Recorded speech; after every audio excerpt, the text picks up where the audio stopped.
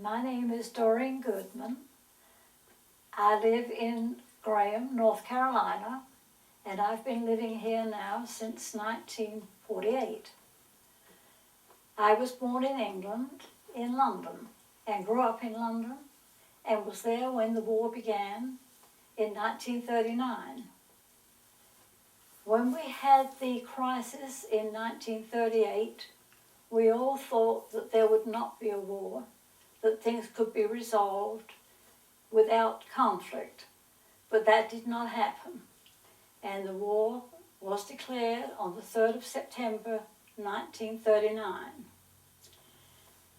I went to school in London, and all of the London schools are under the administration of what is usually called the LCC, which stands for the London County Council. The London County Council evacuated all of their schools out of London at the beginning of the war.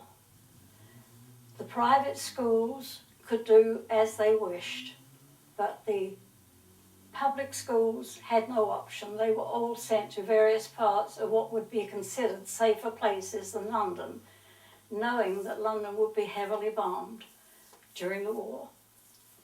My school went to Oxford, and I made the worst decision I probably ever made in my life. I refused to go. That left me in London with no school. But fortunately, some of my aunts had gone to a small private college after they got through their regular schooling, and I was sent there to apply. I was fortunate enough to get in, and I did go there for a period of time before I went to work. My first job was in the heart of London, in the city. And when the fire bombs were dropped all over in an effort to destroy St. Paul's, the building in which I had worked was rubble when I got there the next morning. It was an engineer's office, and all of their plats and maps and things that they had in an engineer's office were totally destroyed.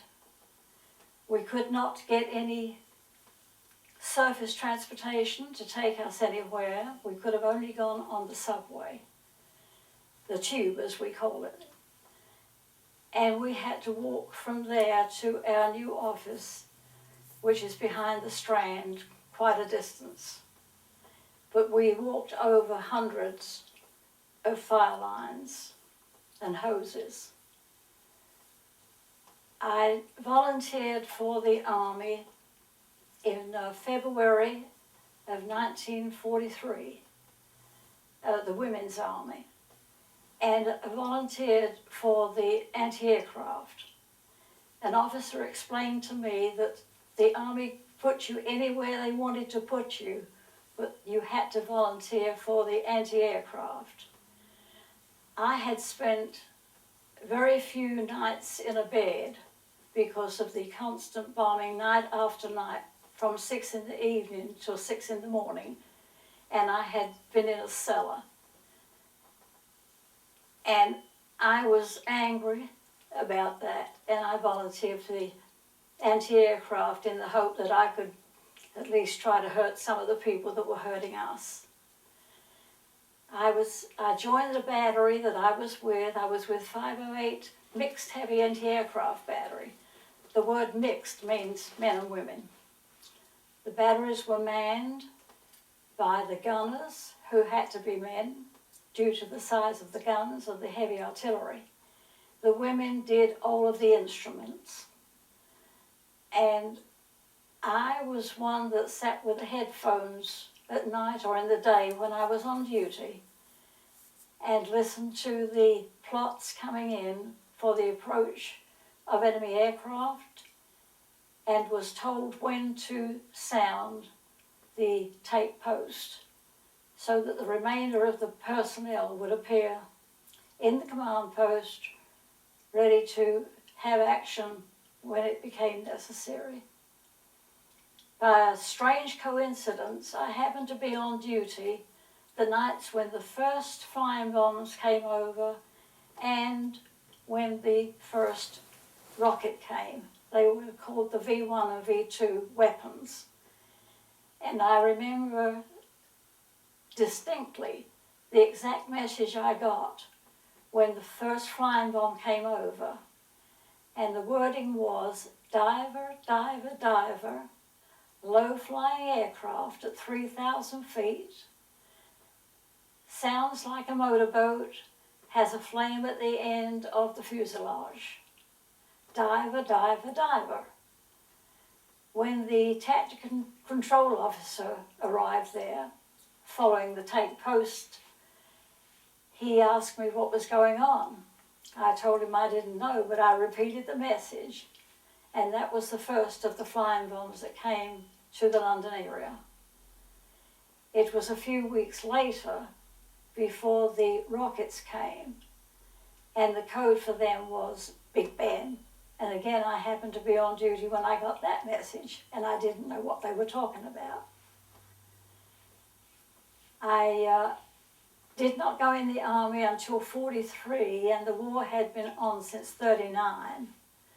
So when our demobilization numbers were figured out, mine was a fairly high number because I hadn't been in nearly as long as so many other people.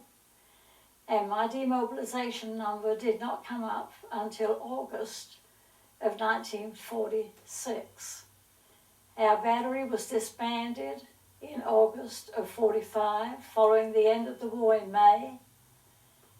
And I was sent to Manchester at that point, where I worked in a pay office for the year that it had to go before my demob number came up.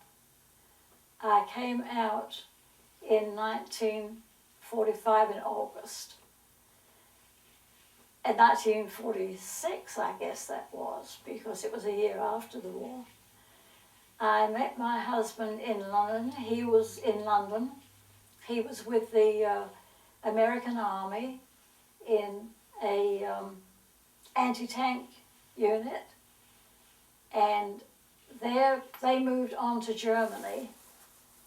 He did not come back to England. They were sent straight back to Fort Lewis, Washington, where he was discharged.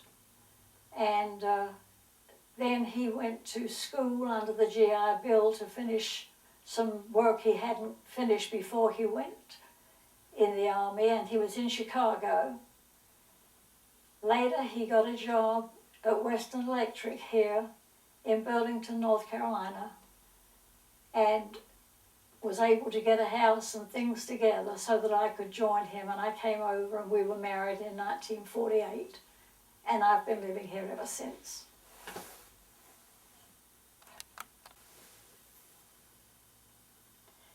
Something interesting happened to me just within the last 10 days. One of my father's sisters married a widower who had 3 children. The children were grown, so she didn't have to bring up the children, but they're sort of like a cousin removed from me. And I was talking to one of the girls. There were 3 children, 2 boys, a boy and 2 girls, and I was speaking to one of the girls on the telephone just about 2 weeks ago, and she told me that when she went into anti-aircraft, but she was in a searchlight battery. And she said they were so proud that on the night of VE, they were chosen as the battery to shine their searchlight on St. Paul's. And St. Paul's was such a important part of the war that they wanted so badly to destroy St. Paul's and some of the special buildings in London because that represented London. And so the fact that they had been able to save St. Paul's, and St. Paul's was all lit up on the night of VE, and it was lit up with the battery from her particular battery unit. I thought that was interesting because she told me that only a couple of weeks ago when we were talking on the phone. And she is in England now? She lives in England. She lives in London, just outside of London, actually. Yeah.